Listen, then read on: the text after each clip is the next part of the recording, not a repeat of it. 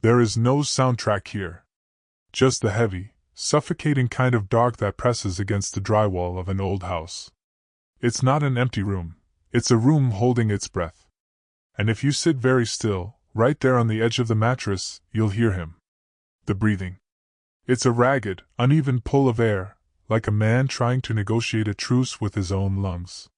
He is trying to convince his body, for the 1000th time, that the war is over. That he is safe. Then the house settles. A floorboard groans. And beneath it all, the solitary rhythm of a bedside clock. Tick. Tick. Tick. On a Tuesday afternoon, you never notice it over the hum of the Frigidaire or the distant drone of a lawnmower. But here, in the dead center of the night, it lands like a gavel. It is indifferent. It is unbearable. The room is pitch black, until the digital display shifts. 3:17 a.m. The numbers burn a weak, sickly green into the shadows.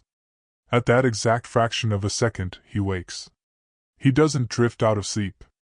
He jerks upright, his spine snapping straight like a drowning man finally breaking the surface of an icy lake. It's as if something invisible has reached straight through his ribs, hooked his heart, and dragged him backward into a memory he can never quite outrun. His breath is sharp. Shallow. His chest heaves too fast, fighting a phantom altitude. But the room around him is completely still. It's just a modest bedroom in a quiet subdivision somewhere in the American Midwest. A split-level ranch that, by all accounts, should feel like a sanctuary. There's an oak dresser in the corner, its varnish worn thin around the brass handles. A wingback chair in the corner holds a stack of jeans and flannel shirts, folded meticulously, almost obsessively. The window is shielded by heavy, light-blocking curtains that have hung there, gathering dust, through 4 different presidential administrations. Beside the bed sits a scuffed nightstand. On top of it, an untouched glass of tap water, a brass lamp with a pull chain that is never used at this hour, and a framed photograph. The picture is a Kodak print, fading into sepia, the edges curling inward behind the glass as if time itself is trying to pull the image away. 2 young men stare out from that frame. Their olive-drab uniforms are caked in pale dust, their collars loose. They are laughing, heads thrown back, eyes crinkled against the harsh sun. It's not a posed shot. It's a stolen second of pure, unfiltered life. They are laughing like the world is still a wide-open promise, like history hasn't come to collect its toll yet. The old man, his hair thinned and silvered, stares at the frame. His hand, spotted with age, reaches out. It stops hovering an inch above the glass. His fingers tremble. It isn't Parkinson's. It isn't the cold. It is the sheer, physical weight of recognition. You don't need to know his name to understand what is happening in this room. You can feel it in the dead air. He has been here before. This exact posture. This exact second on the clock. For 40 years. Every single night. Without a single exception. 3:17 a.m. His jaw works silently.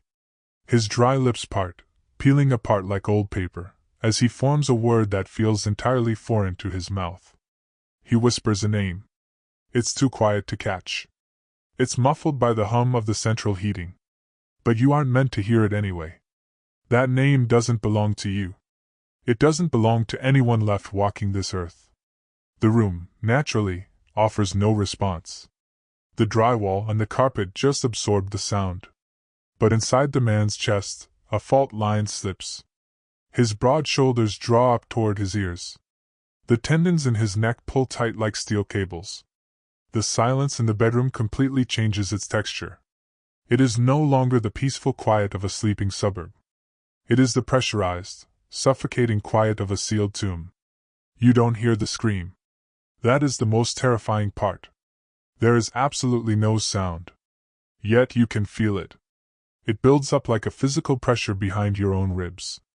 It's the sensation of an explosive force trapped inside a ribcage that absolutely refuses to give it an exit. It is a scream that he swallowed 4 decades ago. A scream that has lived inside his gut, calcifying, growing roots. This is the part of the story that requires your full attention. Because this isn't a story about combat.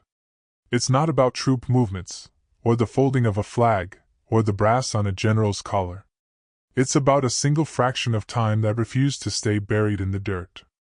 For 40 years, this man has snapped awake at the precise second his best friend's heart stopped beating. Not a few minutes later. Not generally. In the middle of the night. The exact, agonizing second. As if the universe shattered the timeline right then and there, trapping him in the amber of that specific moment. But the brutal truth, the secret he locked away behind his teeth, is this. He isn't haunted by the death itself. He is haunted by what he did the moment after. Look down at his hands hovering over the nightstand. They are vibrating. Even now. Even here, 40 years later, wrapped in the safety of a down comforter.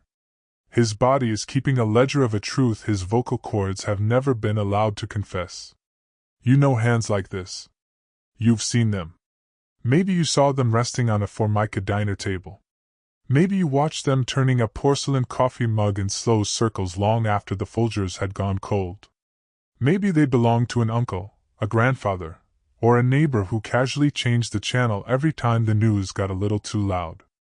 A man who mastered a polite, close-lipped smile that was designed specifically to build a wall against questions. We love to tell ourselves that time is a great physician. That distance sands down the sharp edges of trauma. That the past eventually tires out and loosens its grip. But some moments don't fade. They don't pass. They set up camp. They wait in the dark, and they arrive at 3:17 in the morning, kicking the door in without asking for permission. The old man slowly swings his bare legs over the edge of the mattress. His feet press into the carpet, testing the floorboards, almost as if he expects the ground to give way beneath him. He doesn't reach for the lamp. Light would reveal the dust, the clothes, the reality of the present day. This memory is a creature of the dark. He reaches for the photograph again. This time, his trembling fingers make contact. He picks it up. His callous thumb brushes across the glass, right over the face of the boy who is laughing. The boy whose boots are still dusty. The boy who has absolutely no idea what the next hour holds. The old man's breathing shifts again. The sharp panic drains out, replaced by something much denser. Something that pulls his shoulders toward the floor. Guilt. Heavy as wet concrete. He leans forward, resting his elbows on his knobby knees, cradling the small frame in both hands. He holds it with the desperate grip of a man holding together a crumbling dam. Why didn't he tell anyone? Why didn't he talk to a therapist, or a priest, or the woman sleeping in the next room? Why drag this anvil through an entire lifetime alone? It's because there are certain truths that act like a pulled pin on a grenade. Once they leave your mouth, the world you know is gone. Some men look at the life they've built, the people they love, and decide it is better to break their own back carrying the weight than to let their family see the cowardice they surrendered to for one single second. The cheap clock on the nightstand marches on. Tick. Tick. Tick. Time drags the rest of the world forward. Outside his window, a semi-truck gears down on a distant highway. Down the street, a neighbor's golden retriever barks once at a shadow, then circles back to sleep. The earth keeps spinning. The world forgets. But inside this 10 by 12 bedroom, the calendar hasn't moved. He closes his tired eyes. Just a blink. But a blink is all the memory needs. The bedroom walls dissolve. The smell of fabric softener vanishes. He is immediately plunged back into the heat. The deafening noise. The biting cold of adrenaline. We aren't going to that place just yet. Before you can truly comprehend the gravity of what happened in the dirt that night, you have to look at the crater it left in this house. The picture frame shifts in his grip. His knuckles turn stark white as he squeezes the wood, instinctively bracing against the loss he already survived. His lips part again. The same phantom name escapes into the dark. It is softer this time. Fragile, like dry leaves. Then nothing. Just the clock. Just the ragged breathing. Just the immense gravity of a confession that never found its way out of his throat. You are sitting in the dark with him now. Maybe you didn't ask to be here, but the air in the room feels familiar, doesn't it? You've sat in this specific silence before. Maybe you felt it radiating off someone across a living room. Or maybe, if you're honest, you've felt it humming beneath your own ribs. Because the real tragedy of this story didn't start with a muzzle flash on a battlefield. It started right here. In a quiet middle-class home. At 3:17 in the morning. With a man who miraculously survived the fire, only to realize he was still burning. And the hardest part of the truth hasn't even surfaced yet. There are men built entirely out of this silence. You know the ones.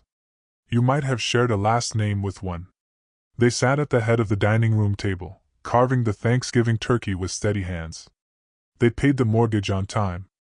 They changed the oil in the station wagon, fixed the leaky faucet in the hall bathroom, and showed up to the Little League games.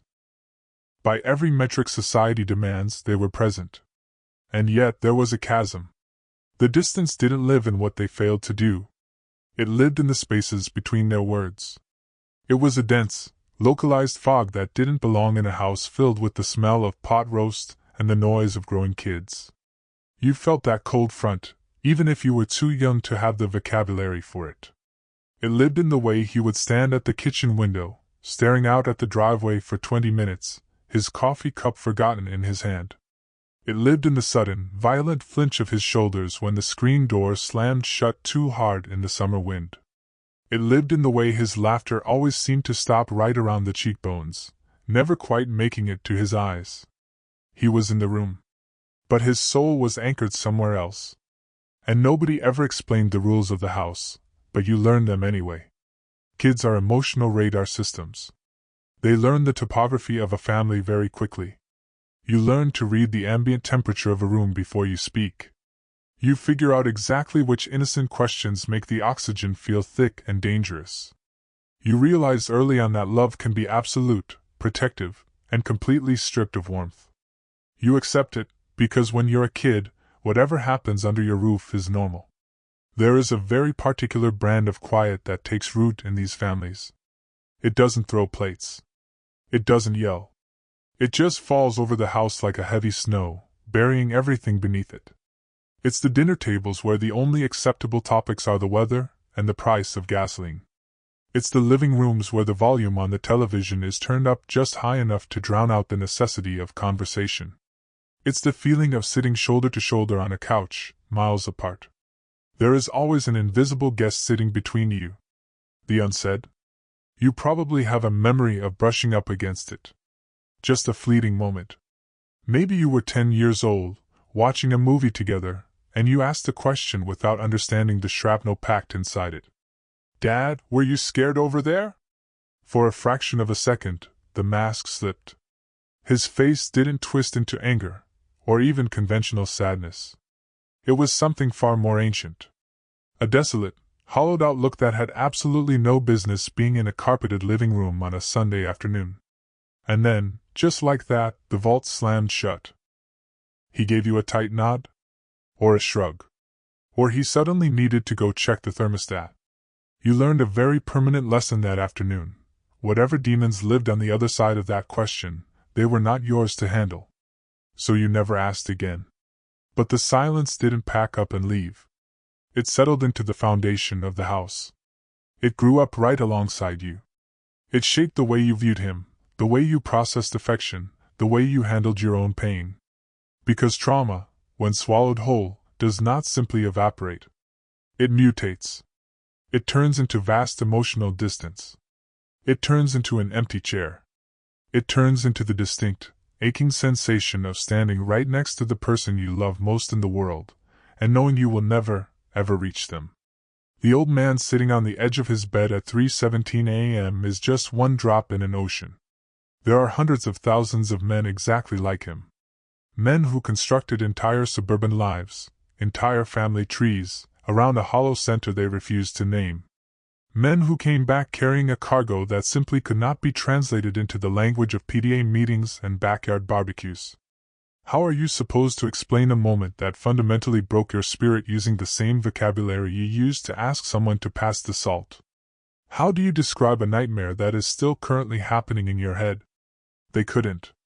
So they didn't. They woke up early. They punched the clock. They provided a roof. They didn't abandon their posts. But crucial pieces of their humanity were left rotting in a jungle, or a desert, or a trench thousands of miles from the front porch. And the people who loved them most bore the brunt of that absence. Think of his wife. She might sit across from him at the breakfast nook, watching him stir his spoon through his oatmeal, his eyes fixed on the linoleum.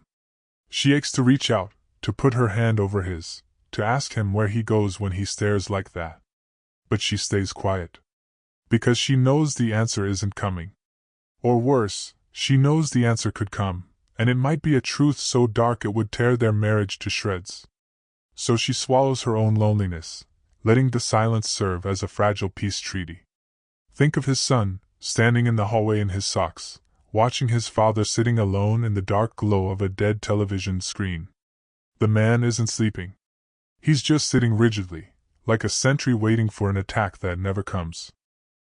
The boy wants to go to him. To say something. But the static in the air is too loud. The boy learns to pivot on his heel and walk quietly back to his own room. Decades of these micro-moments compound. The distance becomes the wallpaper of their lives. The emotional starvation becomes standard operating procedure. Nobody questions it because it's just how Dad is. But the lack of an explanation doesn't stop the bleeding. When a man acts as a vault for unspeakable pain, that pain eventually leaks out and poisons the groundwater. His family begins to carry it, not through shared stories, but through the heavy gravity of his absence. Through the chronic confusion. Through the quiet, nagging insecurity of wondering, why am I not enough to bring him all the way home? Years later, long after the man is buried and the house is sold, that question will still be sitting in the back of his children's minds. It is a terrible inheritance. No money, no property. Just a heavy, invisible heirloom of unresolved grief. This is the true mechanism of generational trauma. It doesn't travel through words. It travels on the back of silence. Transferred from father to son, from husband to wife. Unspoken. Unexamined. Deeply unhealed. The man in the bedroom survived 40 years of this. 40 years of waking up with his heart trying to break through his ribs. 40 years of hoarding a poison he refused to spit out. He dug a hole for it. He buried it so deep he thought it would never breach the surface during the daylight hours. He buried it to protect the people down the hall. But a memory like that is radioactive. It doesn't stay in the ground. It seeps upward. It waits for the noise of the day to die down. It waits for the dark. It waits for 3:17 in the morning. And when it finally breaks through the soil, there is no one awake to help him carry it. No one to hold his hand. No one to finally hear the words he choked on decades ago. This is the chapter of the war story we edit out of the history books. We talk about the parades and the casualties, but we rarely talk about the invisible shrapnel left inside the survivors. The men who spent 50 years painting houses and driving trucks, while the core of their soul remained frozen in a single, terrifying loop of time. Perhaps you're thinking of that specific person in your life right now. The one who always felt a million miles away, even when they were sitting right next to you. The one who provided for you, protected you, but could never quite figure out how to let you inside. If you understand this, their life starts to make a devastating kind of sense. Their distance wasn't a lack of love. It wasn't coldness. It was a containment procedure. It was the crushing weight of an anchor they didn't know how to untie. And if you quiet your own mind and listen closely to the air in that bedroom, you can hear it. It's not a ghost. It's the echo of a second in time that never finished happening. A single, agonizing choice stretched out over half a century. A man who built a sprawling life as a decoy, desperately trying to distract himself from a single, undeniable truth. Because the moment he turns around and faces that truth, the illusion shatters. And right now, sitting on the edge of the mattress with the photograph in his trembling hands, the illusion is cracking. We are finally arriving at the center of the wound. The night the world broke in half. The choice that permanently separated his life into a before and an after. We are moving closer to the scream that never made it out of his throat. Before the silence built a wall around him, there were faces. Not military identification numbers. Not brass ranks. Not statistics in a history book. Faces. Young, unlined, unfinished faces. The kind of faces that still secretly believed the world operated on some kind of fair, rational system. If you dig through an archive and look at the deployment photos from that era, the most unsettling thing isn't the weapons or the gear. It's the eyes. None of those boys look like they have the slightest comprehension of what the meat grinder is about to do to them. They're smiling. Some are throwing up awkward peace signs. Some project a puffed-up, artificial swagger. A few have a tight, quiet apprehension around the mouth that they don't quite know how to name yet. But absolutely none of them look like the hollowed-out men they will eventually become. Because the death of a boy and the birth of a veteran doesn't happen in one sweeping motion. It's a slow erosion. Small fractures in the spirit. Hairline cracks in their morality that they patch up with dark humor and nicotine. Until the day something hits them with enough force to shatter the glass completely. The old man clutching the frame in the dark was one of those fresh faces once. He had a cadence to his voice that wasn't weighed down by grief. He had a real laugh, the kind that didn't require effort. And standing right next to him in that sepia photograph is the other one. The boy whose name he whispers into the dark every night. They found each other the way young men do in the theater of war. Not over shared philosophies or hometown connections. They bonded over the sheer, terrifying proximity of death.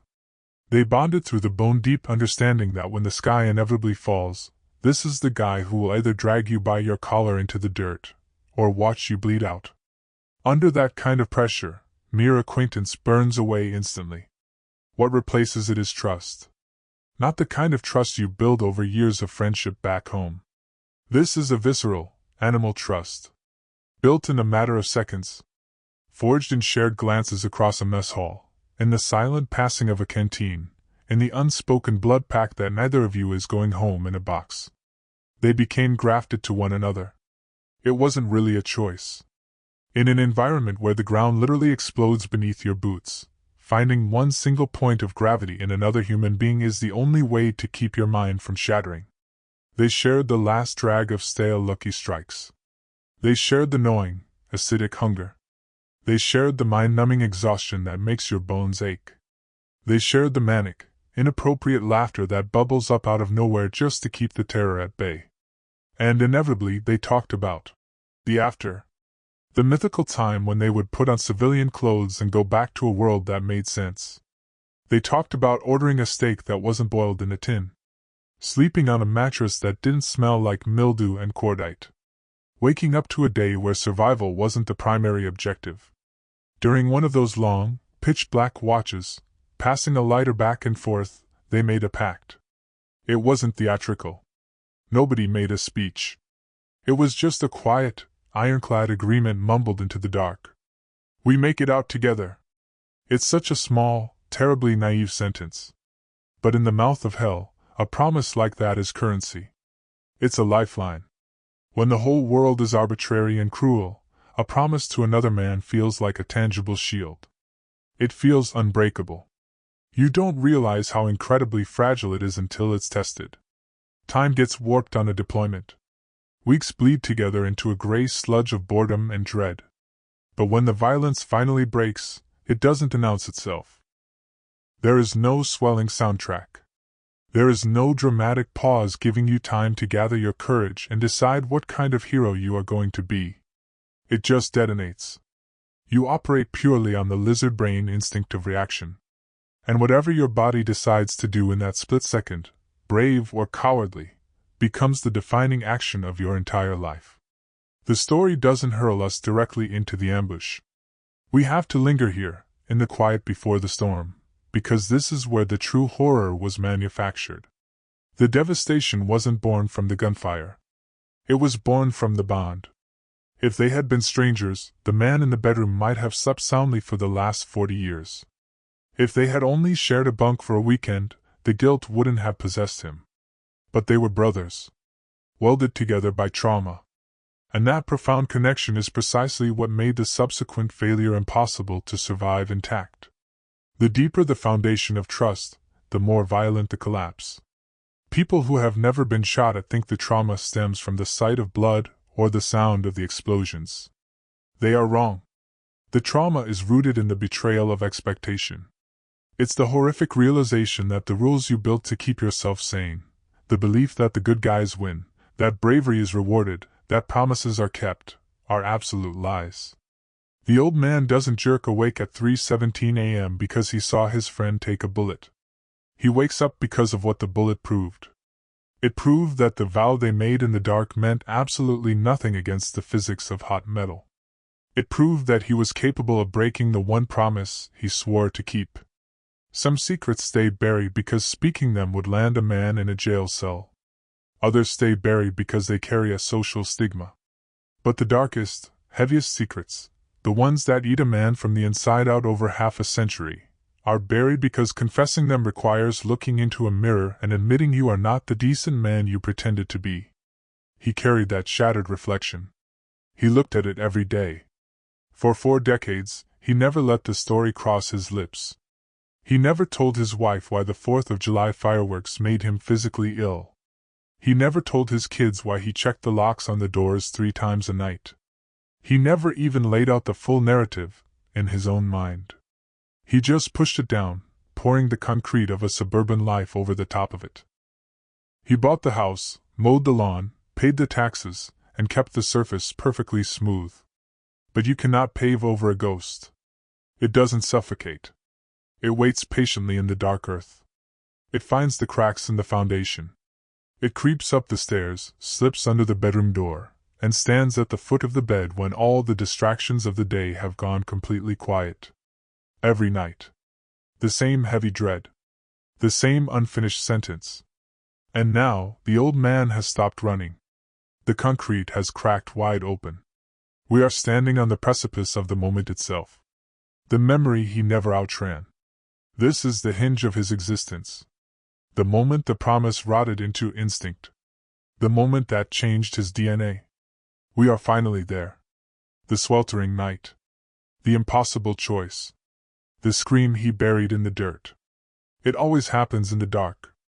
Not because the night holds more danger, but because the night is a thief. It steals your depth perception. It blurs the edges of the trees. It turns shadows into threats, and it forces decisions to move faster than the conscious brain can track. The air that night was dense. It wasn't just the suffocating heat or the smell of stagnant water, it was a heavy, metallic tension. The kind of static electricity that makes the hair on your forearms stand up right before a lightning strike. You feel an ambush in your teeth before you hear it. A sudden drop in the ambient noise. A shift in the wind.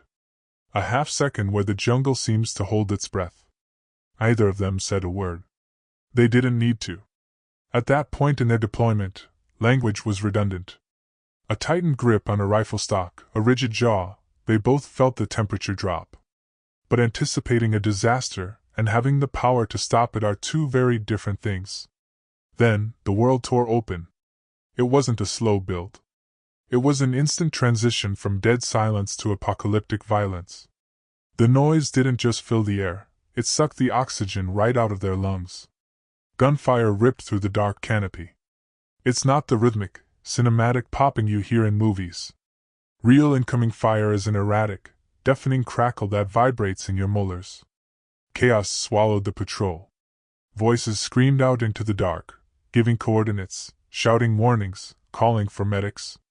Some of those voices were sharply cut off before they could finish their sentence. The ground turned to mud and panic. Training kicked in, but underneath the training, the primal, animal terror took the wheel. You don't philosophize under fire. You don't weigh your options. The body bypasses the brain entirely. You react, and you spend the rest of your life answering for that reaction. The 2 of them were shoulder to shoulder. Just like they promised. Moving through the brush, checking the flanks. We make it out together. It felt like a law of physics. Until the physics changed. There was a brilliant, terrifying flash of light. Not a flare, an impact. A concussive blast that hit the chest like a swinging baseball bat. And then, his friend simply wasn't standing anymore. There was no dramatic final speech. He didn't stumble backward in slow motion. 1 second he was a living, breathing anchor in the dark, and the very next fraction of a second, he was a crumpled pile of canvas and flesh on the wet ground. The most jarring thing about a battlefield is its total indifference. The world doesn't pause to respect the tragedy. The tracers kept flying. The shouting didn't stop. The violence raged right over the top of them. But for the man who is now sitting in the quiet bedroom, time hit a wall. His peripheral vision blacked out. The deafening roar of the firefight sounded like it was happening underwater. He dropped to his knees. He looked down. His friend was lying in the dirt. But he was alive. That is the detail that drives the spike into the heart. He was still alive. His eyes were wide, blinking against the dust. His chest was heaving. But the dark stain spreading across the front of his uniform was growing too fast. It was pooling in the dirt, blacker than the shadows around them. The wounded boy looked up at him. There was no confusion in his face. No manic panic. Just a terrifying, hyper-focused awareness. He knew exactly what had happened, and he knew exactly what the math meant for his survival. And then, the boy moved his arm. He reached up. He didn't reach far. Just a few inches. Just enough to offer a shaking, blood-slicked hand. A desperate, pleading gesture, tightly controlled by a kid trying not to bleed out. The boy gasped a word. He said his friend's name. We can't hear it on this side of the screen. But the old man hears it. It rings in his ears like a church bell every single night at 3:17 a.m. That broken, wet voice. Calling out for the one man on earth who swore he wouldn't leave him behind. Asking for the tab on the promise to be paid. We make it out together. Now, that promise was a physical object lying in the mud between them, cracking under the pressure of incoming fire. There was no time for a debate. The bullets were chewing up the bark on the trees inches from their heads. The enemy line was advancing. The perimeter was collapsing. The equation was brutally simple, and there were only two answers. Stay. Or run. If he stayed, he could try to drag him. He could pack the wound. But dragging dead weight through a hot zone meant making two enormous targets out of one. The odds of both of them dying in that mud were almost guaranteed. Running meant something entirely different. It meant breath in his lungs. It meant seeing his front porch again. It meant survival. But it meant surviving alone. This is the exact coordinate of his nightmare. The crosshairs of his trauma. His friend's hand was still suspended in the air. Still waiting for the grip. The boy's eyes weren't angry. He wasn't accusing him of anything. It was infinitely worse than that. The boy's eyes were full of absolute, unwavering belief. He genuinely believed his best friend was going to pull him up. Breaking a promise is a sin you can eventually forgive yourself for. But looking into the eyes of someone who still fully believes in your promise, right as you decide to abandon them, that is a rot that never washes out of the soul. Inside the man's mind, the moment stretched into an eternity. He felt the heat of the air, the grit of the dirt in his teeth, the overwhelming, crushing weight of the choice. He knew the right thing to do. Reach out. Grab the webbing of the vest. Pull. Even if they both took a bullet in the next 3 seconds, at least his soul would be clean. At least he wouldn't have to carry the ghost. But survival instinct is a vicious, selfish god. It does not care about honor. It does not care about loyalty or brotherhood. It only cares about keeping blood pumping through the veins. His body made the decision before his conscious mind could veto it. His weight shifted. His boots slid backward in the mud. Just a single step back. But it was irreversible. The boy on the ground saw the step. The human brain processes betrayal in an instant. The belief in his eyes shattered, replaced immediately by the cold realization that he was going to die in the dirt, completely alone. And then, the boy screamed. It wasn't a loud, theatrical yell. It was a raw, jagged terror sound.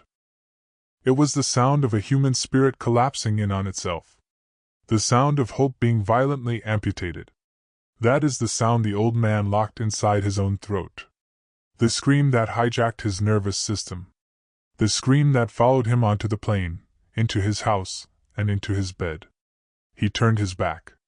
For just a split second, he looked over his shoulder. The boy was still there, hand hovering, sinking into the dark. Then he ran. There was no heroic music playing. It wasn't a slow-motion sprint toward the helicopters. It was an ugly, frantic, desperate scramble for his own life. The sound of the ambush rushed back into his ears, deafening and chaotic. The moment was swallowed by the jungle. But it didn't end. He survived. That is the bullet point on his military record. That is what the telegram to his mother said. He made it out. He came home. But the telegram lied. His body made it onto the transport plane. But the man he used to be, the man who kept his word, the man with the easy laugh, died in the mud right next to his best friend. A new, hollowed-out version of him survived. A version carrying a phantom limb. A version perpetually listening to a voice that never, ever stopped asking. Why? There was no answer that could justify the math. No excuse that could act as a sedative. So he dug a grave inside his own mind, threw the memory inside, and spent 40 years shoveling dirt on top of it. He built an entire suburban existence over the burial site, hoping the weight of the house would keep the ghost down. But you cannot bury a scream. It rises. It waits for the hum of the Frigidaire and the ticking of the clock. And every night, it brings the whole horrific theater back to life. The heat. The flash. The blood. The hand. The step backward. The cowardice. All of it, rushing into the bedroom at once. He never made it out of the jungle. Part of his soul is still standing there, frozen in time, forever staring at a hand he refused to take. He made it back to the States. That's where the hometown paper ran the story. Local boy returns. Clean. Final. Neatly packaged in yellow ribbon. He survived. He walked down the ramp. He breathed American air. But biological survival is a far cry from a true homecoming. The afternoon the Greyhound bus hissed to a stop at the station. The town looked exactly the same as the day he left it. The Midwestern sky was a sprawling, pale blue. The streets were quiet. Painfully, terrifyingly quiet. There was no incoming whistle. No crack of an AK-47. No reason to sweep the rooftops with his eyes or check the alleys for tripwires.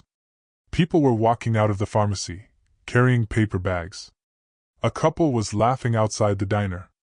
The normalcy of it all felt deeply offensive.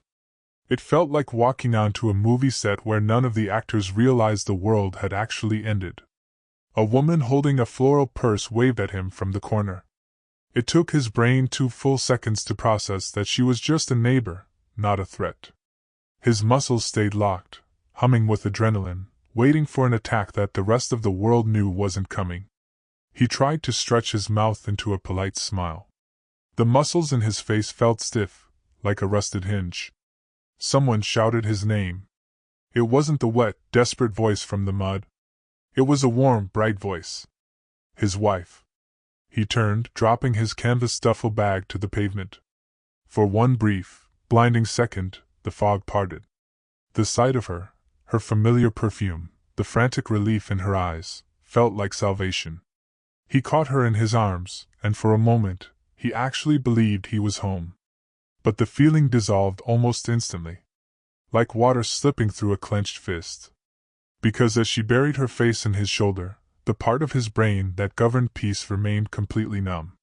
He was physically holding his wife, but his mind was still standing in the dark, listening to the jungle. The town threw a barbecue. People clapped him on the back. They handed him cold beers and said, "Good to have you back, son." He nodded. He shook the hands. He recited the polite scripts. "Yeah, glad to be back. No place like home." But the words turned to ash in his mouth. He felt like a fraud wearing another man's skin. Every congratulation felt like an accusation.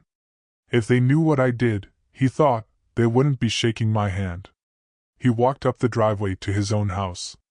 The aluminum screen door whined on its hinges the exact same way it always had. The air inside smelled like pledge and pot roast. It was the sanctuary he had hallucinated about in the trenches. But he didn't fit inside it anymore. He stood in the entryway, staring at the floral couch and the console television, feeling like a trespasser in a museum dedicated to a dead man. Nothing in the room had moved, but his internal compass was entirely shattered. His wife walked up behind him, stepping softly. She looked at the rigid line of his shoulders, holding her breath, waiting for the man she married to turn around and drop his bags. He turned. He gave her a tight nod. But the lights behind his eyes were dim. The connection, the effortless, easy intimacy they used to share, was severed. That night, they sat down at the dinner table. She had made his favorite. He picked up his fork, his hand perfectly steady. But he just stared at the plate. He couldn't remember the mechanics of simply existing. How are you supposed to care about the taste of gravy when you know what human bone looks like in the mud? She tried to fill the void. She talked about the neighborhood gossip, the broken belt on the washing machine, the weather forecast. Safe, trivial, suburban anchors. He nodded along, offering grunts of agreement. But every few minutes, his eyes would glaze over, and he would drift away. A car backfiring 3 blocks over would cause his entire skeleton to seize up for a microsecond before he forcefully relaxed his shoulders. She saw it. She didn't press him, but the seed of distance was planted right there over the dinner plates. This is how the infection takes hold. It doesn't start with screaming night terrors or thrown furniture. It starts with microscopic absences. That first night back in their bed, the house was suffocatingly quiet. No generators humming. No distant artillery. Just the crushing silence of a civilian night. He lay flat on his back, staring at the water stain on the ceiling, his body wound tight as a coiled spring. Waiting. And then, the digital clock rolled over. 3:17 a.m. The ambush hit him with the force of a freight train. He gasped, his back arching off the mattress, his heart hammering violently against his ribs. The smell of copper and wet earth flooded his sinuses. His wife woke up, startled. She reached across the sheets in the dark, her warm hand finding his rigid bicep. "Honey?" she whispered. "Are you okay?" He froze. Her touch was tender, completely safe. But his nervous system rejected it. The guilt recoiled from her innocence. He couldn't let her soft hand touch the rot inside him. He pulled away, sitting up and swinging his legs out of bed. "Just need water," he muttered, his voice gravelly and distant. She pulled her hand back into the covers, her chest tightening with a confusing, nameless rejection. She knew he was wounded, but she couldn't see the blood. That night established the architecture of their marriage for the next 40 years. He built a fortress of routine to keep the memories at bay. He worked overtime at the plant. He kept the lawn manicured to the millimeter. He changed the spark plugs in the cars whether they needed it or not. He packed his daylight hours with so much mindless labor that he wouldn't have a spare second to think. Because stillness was the enemy. Stillness was the doorway back to the jungle. From the outside, he was a pillar of the community. A quiet, hard-working stoic. But inside, he was a condemned man pacing a cell. He learned to navigate around his triggers. He avoided fireworks, crowded parades, and loud restaurants. But mostly, he avoided deep emotional intimacy. You cannot let someone look deeply into your eyes when you are terrified of what they might see hiding behind them. Decades evaporated. His hairline receded. The kids grew up, moved out, and started their own lives with that inherited, vague sense of distance programmed into their own relationships. But for him, the calendar never turned. The guilt never oxidized. It remained as sharp and lethal as the night it was born. He was surrounded by a family that loved him, yet he lived in absolute, solitary confinement. The supreme tragedy of his life wasn't just the trauma, it was the isolation. To find his way back to his wife and kids, he would have to walk back through the fire of that memory, face his own cowardice, and admit what he did. And that was a price he refused to pay. So he let his life happen around him. He aged, he provided, he survived. But he never truly came home. Until now.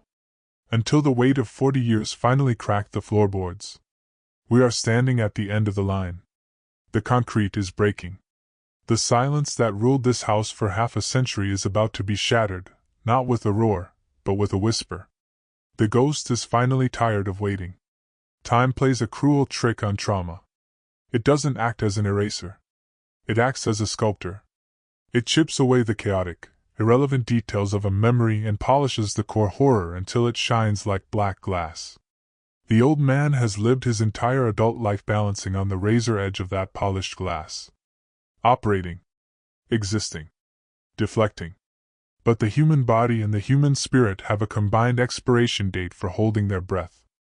Eventually, the dam gives way.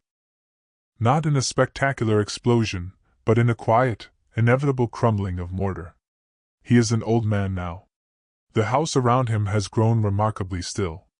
The kids have been gone for years, leaving behind bedrooms that have slowly converted into storage spaces for old coats and forgotten hobbies.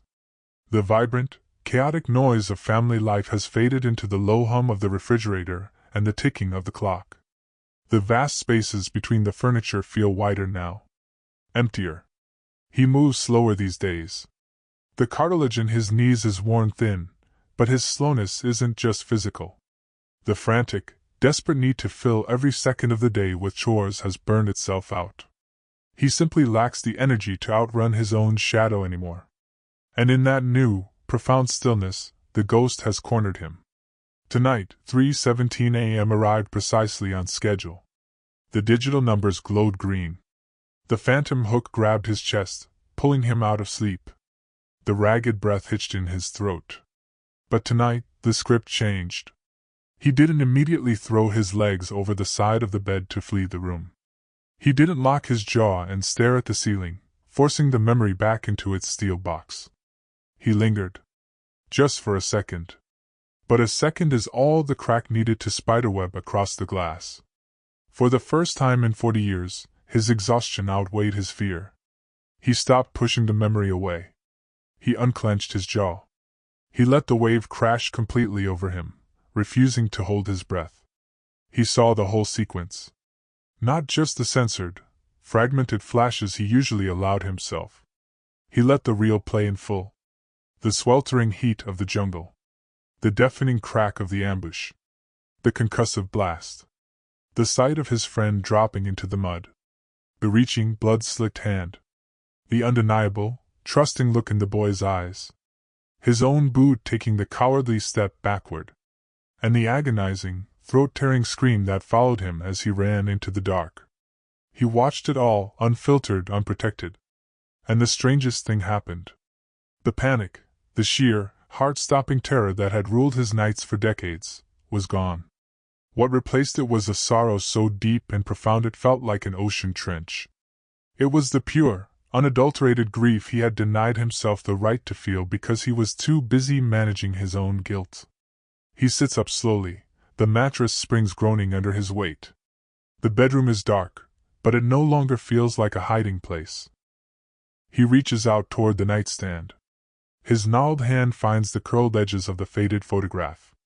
His hand is still trembling, but the frequency has changed. It isn't the frantic shaking of a man trying to suppress a bomb. It is the trembling of a man finally recognizing a long-lost friend. He brings the frame closer to his face in the dark. He looks at the boy in the picture. Really looks at him. Not as a symbol of his own failure. Not as a nightmare entity. But as the 20-year-old kid he shared cigarettes and promises with. A kid who had a favorite baseball team, who hated the rain, who trusted him with his life. The old man takes a slow, shuddering breath. He doesn't cut the memory off. He lets it stand in the room with him. His dry lips part. He whispers the name. The real name. The one that has been trapped behind his teeth since the Ford administration.